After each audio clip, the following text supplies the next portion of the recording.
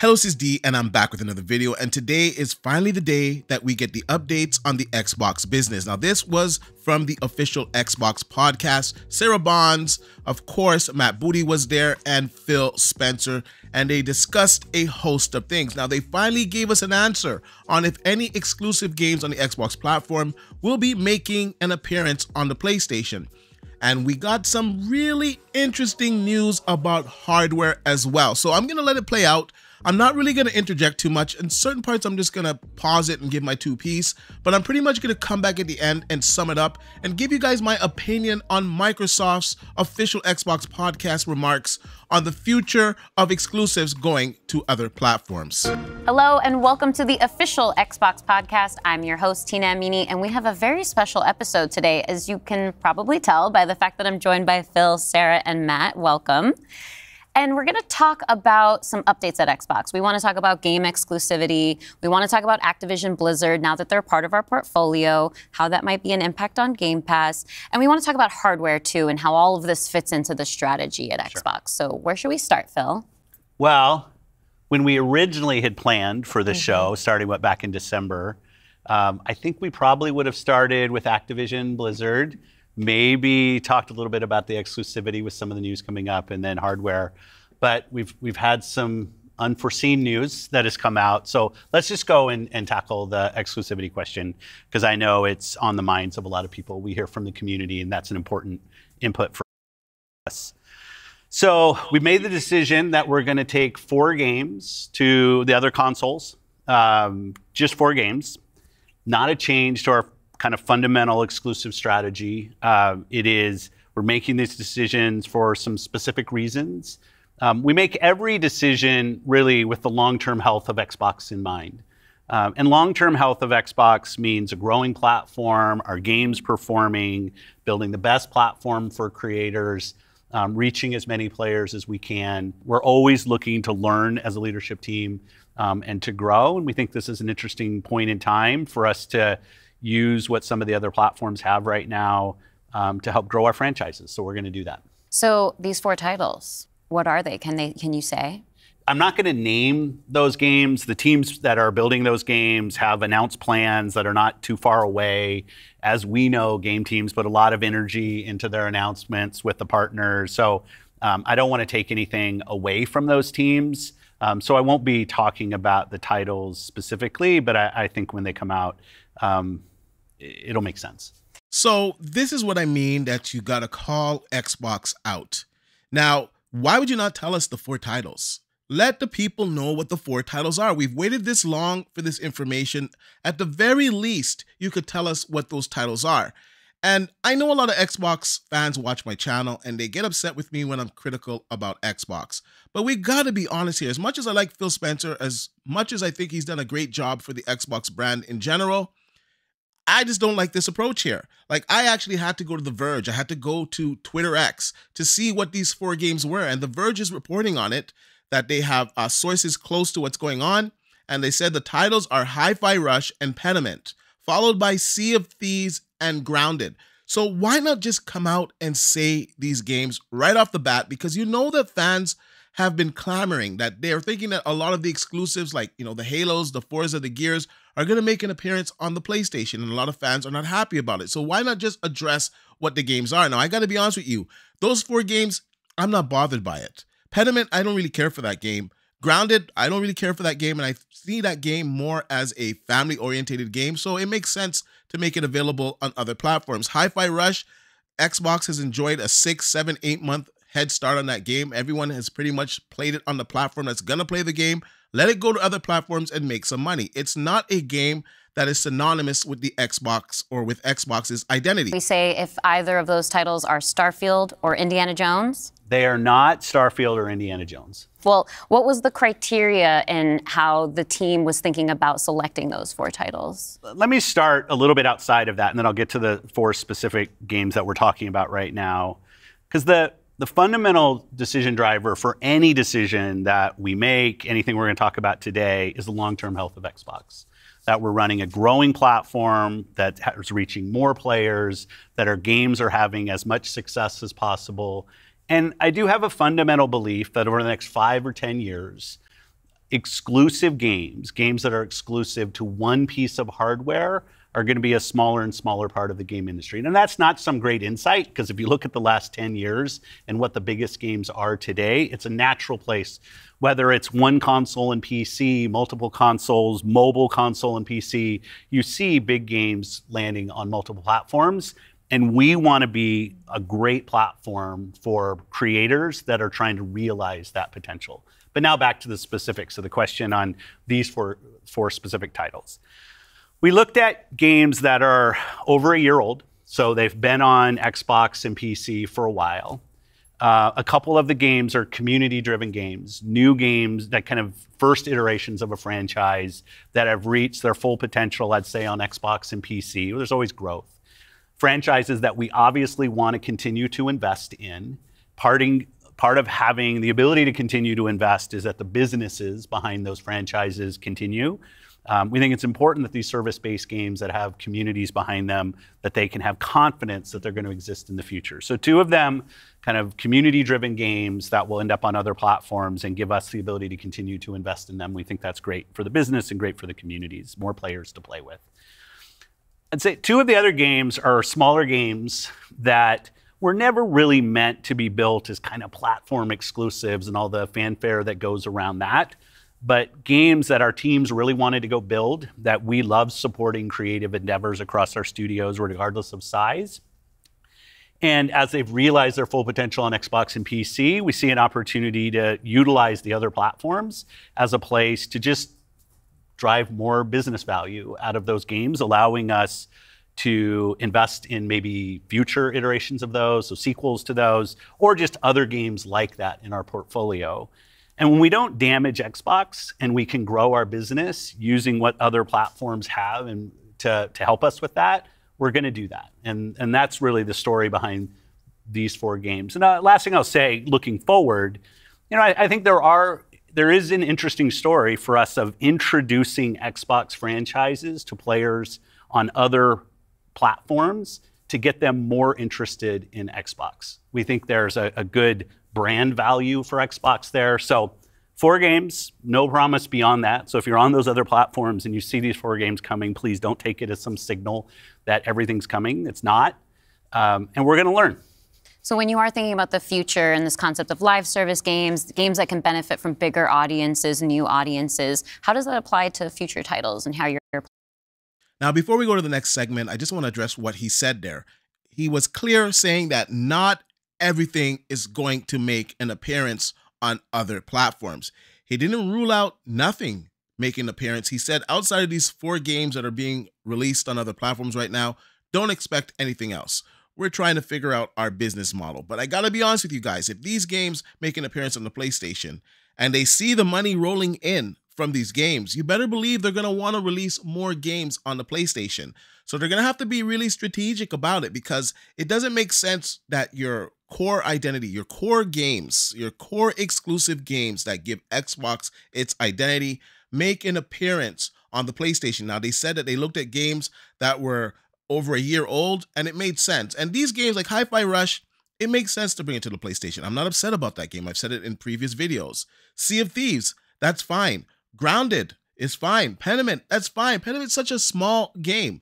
I don't know what people see in that game. Honestly, it doesn't appeal to me, but I know a lot of people do enjoy that game. So it's a small game. It can make them revenue. There's nothing wrong with that. Now, I think the problem will happen if a Gears, if a Halo, if a Forza, even Flight Sim, if those games make an appearance on the PlayStation, I think that's when fans would really get upset. And I think they're trying to test the waters. Now, he also said that he sees a future like 10 years down the road where exclusive games on a console don't really matter.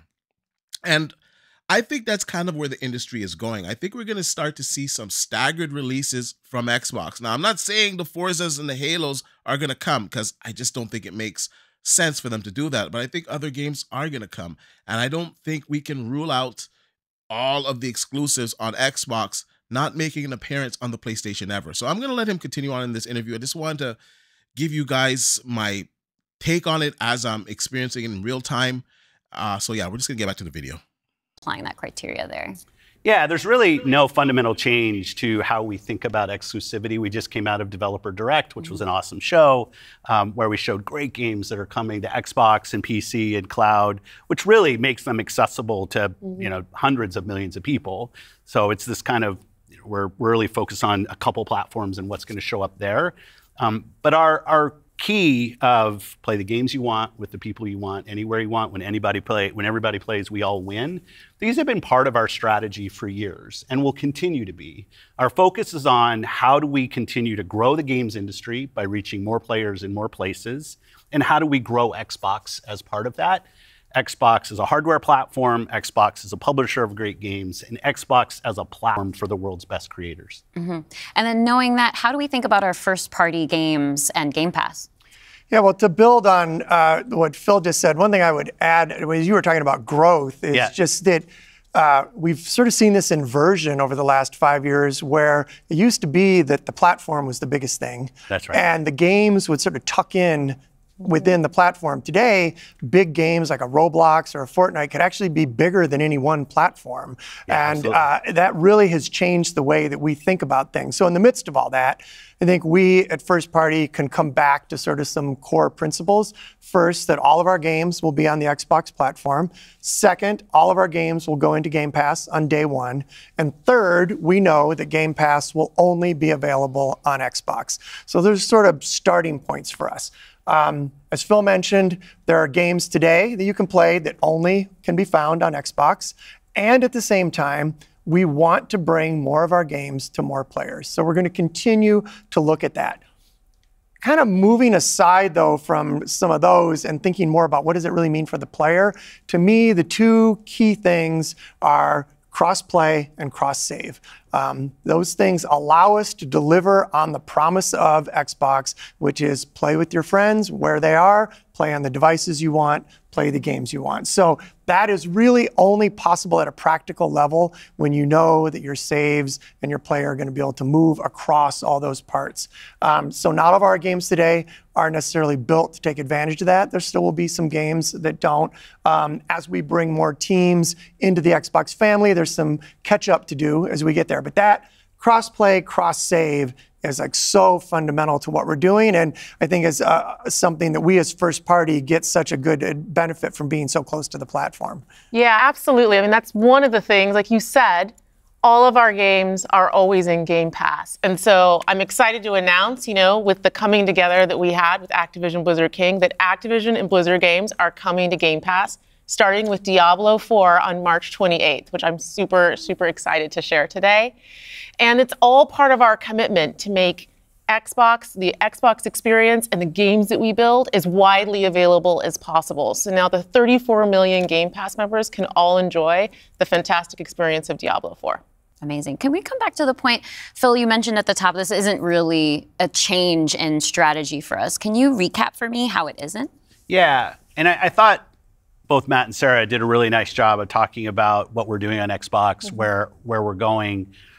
If you take a platform feature like Xbox Play Anywhere, which has been a promise that we've made on our first-party games, that you can buy our game once, you're going to get to play across Xbox and Windows. I think we're the only platform that does this. That makes it possible for you not only to play with your friends wherever they are, but to know that you actually have multiple entitlements to the games. I think that's a technology I would love to see applied to more platforms. But it is this view that people are going to play Xbox in multiple places.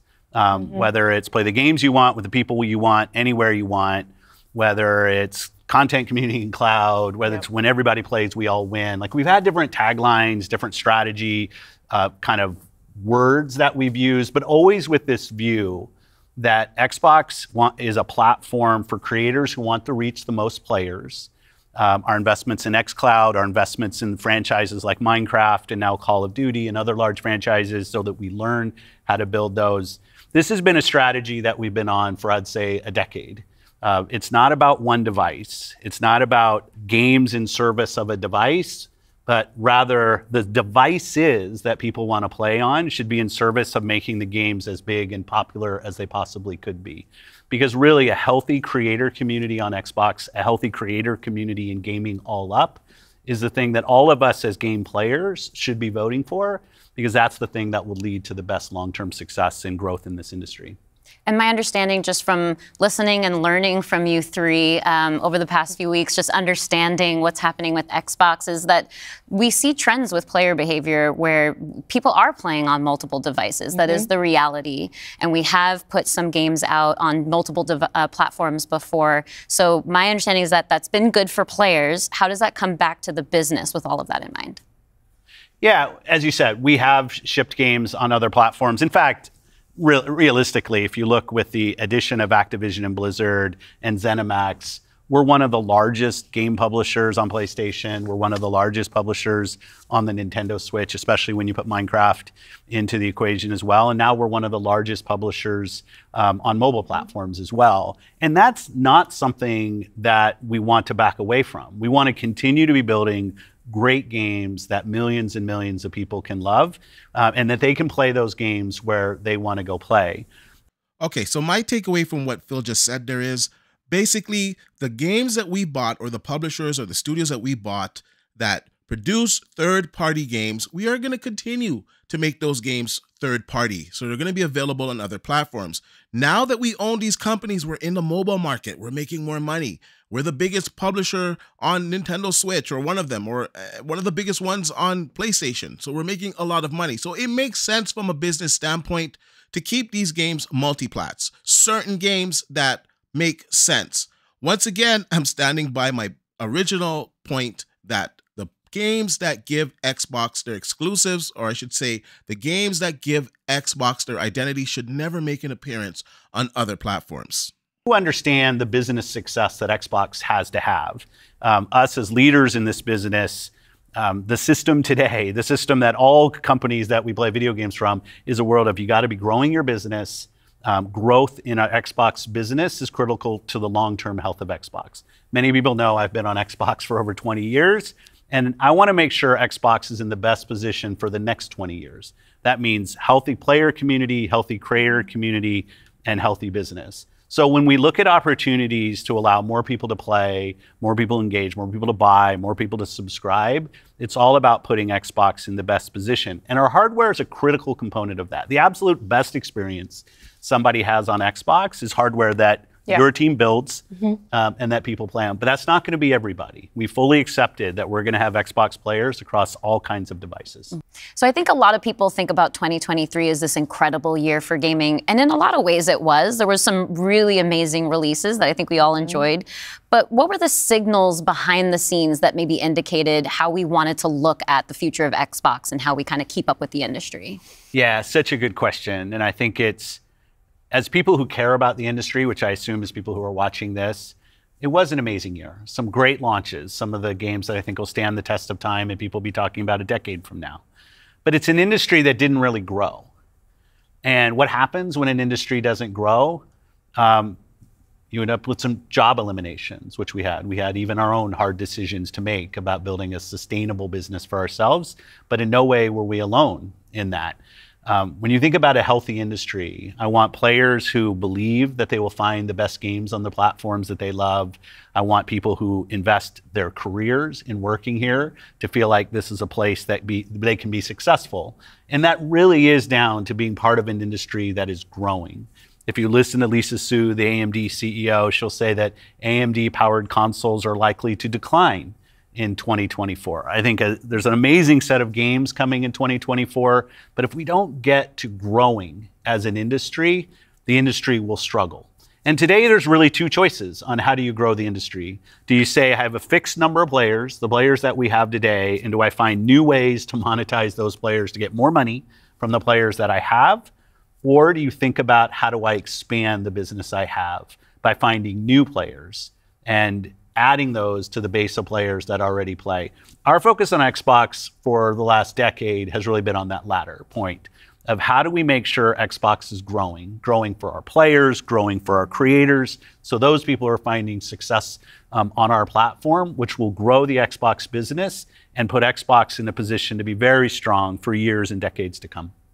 Matt, earlier you were talking about these growing gaming communities, how they're incredibly large, and comparable on such a different level when we think about console audiences. Like you mentioned Roblox, you mentioned Fortnite. So how are we're obviously thinking about our responsibility, our hardware responsibility is supporting the growth of gaming communities. How has that actually shown up for the players? Are there other games we can speak to from our portfolio? Well, as Phil mentioned, I mean, two of the biggest ones for us, Call of Duty and Minecraft, I mean, they are driven just from the bottom up by the communities of people that play those games, which is so great. I think about it, for the player community, it comes down to where are the friends, where are the people you play with, and then equally important is where have you built up your library of games, right? Where have you invested? Where's that library? I think those two things probably are some of the biggest influences on where people choose to play and what devices they choose to play. Yeah. When we think about, on the other side, the developer side, just any game developer wants their game to find the biggest audience possible. That's just the nature of building a game. You want people to enjoy and participate in what you've made. And I think we're in a unique position to deliver on that just because we are the platform. We build hardware, we've got a first-party games group, and then we've got a system that ties that together, that brings together your friends, your progression, your achievements, all of that. And I think that's really what has contributed to the momentum behind some of these communities. Yeah, absolutely. I mean, when you look at, just step back and you look at the history of the industry, we've moved from a place where it used to be that someone built and launched a game to accelerate hardware to actually the things we do with our hardware and with our platform are all in service of making those games bigger. And we think about that across all of the investments we make, the consoles we build, the investments we do with things like cross-play, cross-progression, the things that we're doing with cloud. How do we actually give more options to game creators so they can have the greatest success? I think one of the fun recent examples about this is actually Palworld. Palworld was able to launch, they were a game preview, they launched in Game Pass, they also simultaneously launched in Steam. And through the combination of those things, Pocket Pair was able to have this outsized success, and it was the largest third-party Game Pass launch ever. And that's all because we give creators options on how they can launch their games. We've got subscription, we've got retail, we've got free-to-play, we've got game preview. We have the consoles, we have our experience on PC, and they can access all of those things. And when we step back and we just look at the performance of our platform all up, we know it's working. We're at the highest level of users on console, the highest level of users on PC, the highest level of users on cloud ever. We have double-digit growth rate on PC and cloud, places where we're enabling creators to actually reach new players beyond the console ecosystem. And that's why we're leaning into it and doing more, because we see all those signals. So we're talking about the role that hardware plays for creators, for the games and those communities. What about the role that hardware plays for us as a business, for Xbox? When we look at our hardware, it really is, and Phil said this earlier, it's where you get like the most flagship seminal experience of Xbox. And it also represents a developer target. Our developers can build the specs of our hardware, and we invest to make sure they know when they do that the games are going to run great on our hardware, but they're also going to be able to be accessed across any screen because of all the other investments we make. So we're giving them an easy way to access as many players as possible. And we actually have more creators right now building for Xbox than ever before by nature, thousands of them by nature of those investments. And we got more to come. There's some exciting stuff coming out in hardware that we're going to share this holiday. And we're also invested in the next generation roadmap. And what we're really focused on there is delivering the largest technical leap you will have ever seen in a hardware generation, which makes it better for players and better for creators and the visions that they're building. Now that was crazy what was just said.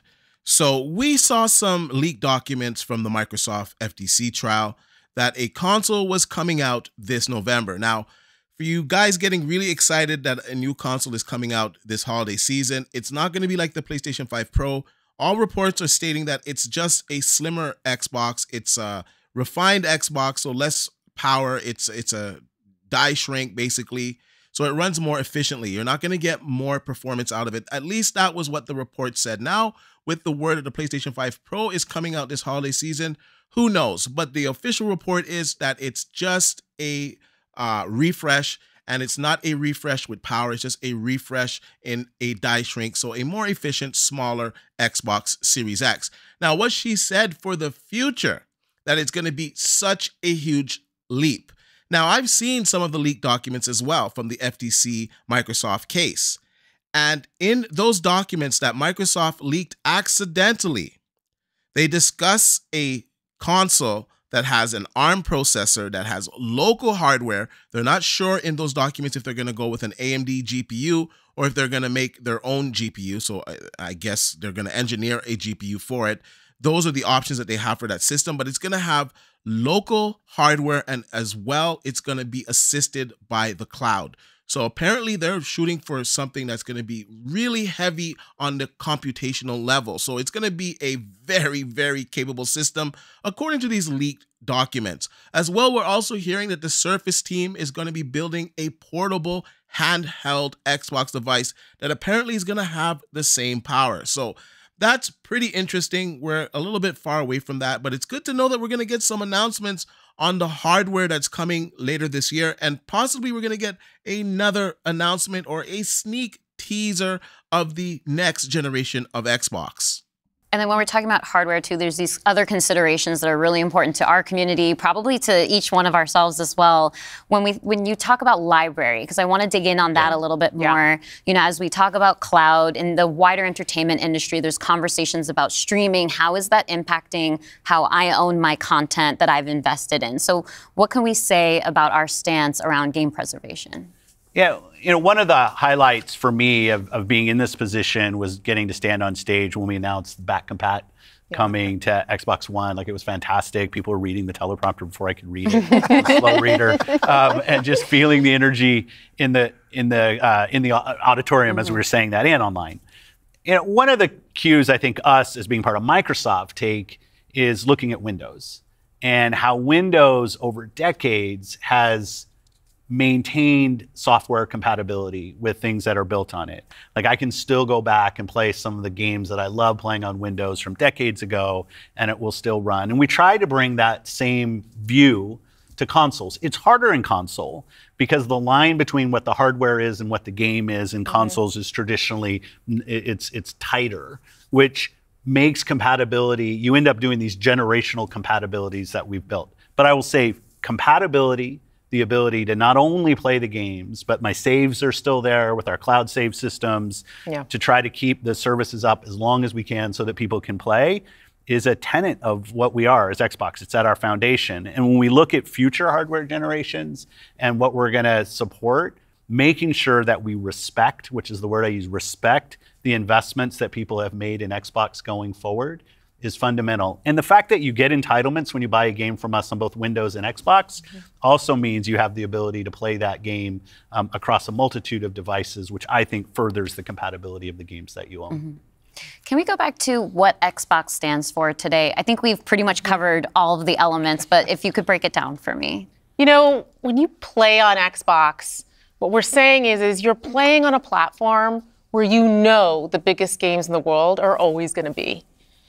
You're playing on a platform where you get to access Game Pass. And all of the games from our incredible range of studios will always launch in Game Pass day one. And you're playing on a platform that's dedicated to you, like player-first features, cross-play, cross-save, cross-progression, backwards compatibility, being able to play your games in your library anywhere you want because of the investments that we make in cloud gaming. And so you're playing somewhere where you're investing and you know you get to take the games forward with you and across all of the screens where you are. And I think most importantly, Xbox is a place where you know when you're investing in Xbox, you're investing somewhere that is dedicated to making games more successful and creators more successful so that they can invest more to bring even better experiences to you all of the time. Yeah, just that investment in the studios is so, and we feel that as part of first party with the platform proximity. You know, it's kind of amazing now to look out across all the studios we've got and just be reminded that we're now one of the biggest development organizations in the industry. What does that mean for players? It means that the biggest games are going to continue to come to Xbox. And this 2024, the year coming up, we've got more than 10 major releases coming up. Great stuff. Hellblade 2. We've got Diablo expansion. We've got Avowed, Ara, the Indiana Jones game. And there's more in development, which I think we're going to be able to share more about at our June showcase coming up pretty soon. Well, I guess I should get ready to work on that show. Well, thank you all for showing up on the podcast today, and we'll see the rest of you this June. Yeah. Thanks, Tina. Thank you. Okay, so there we have it. There was a lot of interesting things said today, and I'm gonna like cut through the minutia because there was a lot of, corporate speak there. So let's address the elephant in the room when it comes to exclusive titles. Now, they announced the 4 titles that I said, so it's gonna be Pediment, Hi-Fi Rush, Sea of Thieves, as well as Grounded. These games are gonna make an appearance on the PlayStation 5. And I think it makes sense for these games to make an appearance. I'm not upset about this. If any Xbox fan out there is upset about this, I don't know what to say to you. These games have been on the Xbox platform for over a year. So you've had all the perks. You've had the perks of it being in Game Pass. You've had the perks of having it a year early. And most people have finished playing these games. Maybe Hi-Fi Rush still gets a bit of rotation, but the rest of these games, the player base, the player count is pretty much maxed out. So it makes sense to bring it to another platform. Now, I'm always going to stand by my belief that Gears, Halo, Forza, these games that are the core identity of Xbox should never make an appearance on the PlayStation 5. Now, Starfield, I can't even rule out Starfield after this. Now, he didn't really talk about Starfield. He said it's not going to make an appearance. It's not one of the 4 games. But there was another interview that's out there, and he said a game like Starfield, you can't rule it out never being on another platform. So a game like Starfield, it might make an appearance on the PlayStation. Now, if today's announcement is anything to go by, maybe a year from now, we could see that game on the PlayStation. But it is apparent that day and date is not going to be happening on the PlayStation. It's only going to be certain games. And we have to understand that Microsoft bought a whole bunch of studios. They have so many developers. A lot of these studios, these companies that they bought, they made third-party games, so their model is based off of that. So for those companies or for those studios that they invested in to remain successful, they have to continue to release games on different platforms. So it makes sense. I never understood why Xbox gamers thought that when Microsoft buys all of these studios, all of these games are just going to be on Xbox. That would not make sense from a financial standpoint. It just wouldn't. So I'm not mad at these games making an appearance. However, he hasn't really addressed all of the games coming. He said not all of the games are coming, but he hasn't addressed, what exclusive is not ever going to make an appearance. I think he should have said that, listen, the core games that Xbox fans know, like the Halo, the Gears, the Forza, etc., those are not going to make an appearance. Some of the smaller titles, some of the studios that we bought, blah, blah, blah, those are going to make an appearance. I think that should have been the statement. So personally, I think some Xbox fans are probably still upset at the decision of these games going and not knowing what games are not going to make an appearance. So some fans out there are probably thinking maybe Forza is going to be next, maybe Halo's going to be next. And I think they should have really addressed certain titles that would never, ever make an appearance on the PlayStation 5.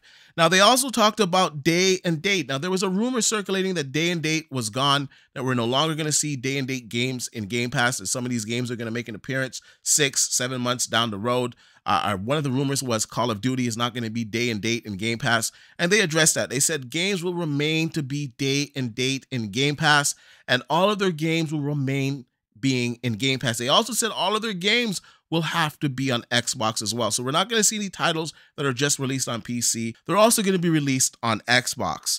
Now, they also said all of the Activision games are coming to Game Pass, starting with Diablo. I think it's next month. Diablo is going to be in Game Pass. And I think that's what a lot of fans wanted. They wanted these studios, these games from Activision, all to be in Game Pass. That just adds the value of being an Xbox gamer because Game Pass is only available on Xbox or, of course, if you have a PC. It's not available on PlayStation. So you still have value for your Xbox. Now, they talked about hardware. I thought that was very interesting. Now, we saw the reports. I said it earlier when I stopped the video from playing, that there was a leak when they were uploading some of their footage or some of their documents for the FTC Microsoft trial. They accidentally put some of that information in there that a console was going to be released this year. Now, it's a refresh of the Xbox Series X. It's not more powerful. It's just a die shrink. So it's a more smaller, cooler, efficient Xbox Series X with the same power. Now, I hope that the reports are wrong on that. I hope maybe they were hiding some information and that perhaps it's going to have a more powerful CPU that can get games up to 60 FPS. Now, that's just wishful thinking on my part. The official documents that we've seen basically say it's just a refresh, that it's not more powerful. Now, we do know that the PlayStation 5 Pro is coming out this November. So perhaps that changed Microsoft plans. It would kind of be late in the cycle to do that unless Microsoft got a wind of the PlayStation 5 Pro specs beforehand. And this is just all a smokescreen, and we're going to see a more powerful Series X this holiday season. Now, once again, I got to say that's just wishful thinking on my part. The documents don't state that. I'm just saying that would be awesome if that were the case. Now, they did talk about their future hardware, that they are going to be a generational leap ahead, that it's going to be a very powerful system. And that really got me excited. And it kind of made sense, everything that they were saying. Basically, listen, if we have the best first-party games, if we have good first-party games, and we have the best system, people are going to want to enjoy those games on our consoles because that's where they're going to get the best experience. Now, the rumors going around basically is that the next Xbox is going to be ARM-based or something, and it's also going to have an AMD GPU or perhaps a custom-made GPU. They're still kind of shopping it around. That was basically what the document said. Nonetheless, it also said that they're going to be accompanying it with the cloud. So there's going to be cloud compute added to it. So they're going to use the local hardware as well as the cloud to compute and give you, I guess, a very powerful system. We're also hearing that the Surface team is working on a handheld device that's apparently going to have the same performance. So we're going to have to wait and see. We're going to get more information, I guess, as we get closer to the end of the year. We're going to get information on the Series X refresh, and hopefully we'll get a glimpse of the future generation of Xbox. They also said that they're going to be back in June with a showcase event and that they have over 10 games coming this year. So it's a good year for Xbox gamers. We're going to have games, especially if you have Game Pass. I know Sony just made an announcement that they don't have any existing franchises that will be releasing this year. So it doesn't look like you're going to get any AAA first-party games until 2025. To my recollection, it's probably going to be Wolverine. So that's kind of a long time to wait for games. And people saying, oh, Microsoft is feeding Sony these games when Sony doesn't have any games. These are smaller titles. These have run their life cycle on the Xbox platform, and I think these games make sense. However, the future of Xbox games being exclusive is up in the air. Some titles will definitely remain on the Xbox brand, but what titles will those be? We can't rule out any titles at this point until Microsoft comes out and specifically tells us what titles will never make an appearance on another platform. Anyways, I want to know what you guys think about today. Did this alleviate some of your concerns that all of the exclusives are going to go to the PlayStation 5? Do you care about the titles that are going, or do you think it's a bad idea for any game that Microsoft owns from their acquisition to make an appearance on other platforms? Let me know in the comment section down below, and like I usually say, please like, share, and subscribe to the channel, and I'll see you guys on the next one.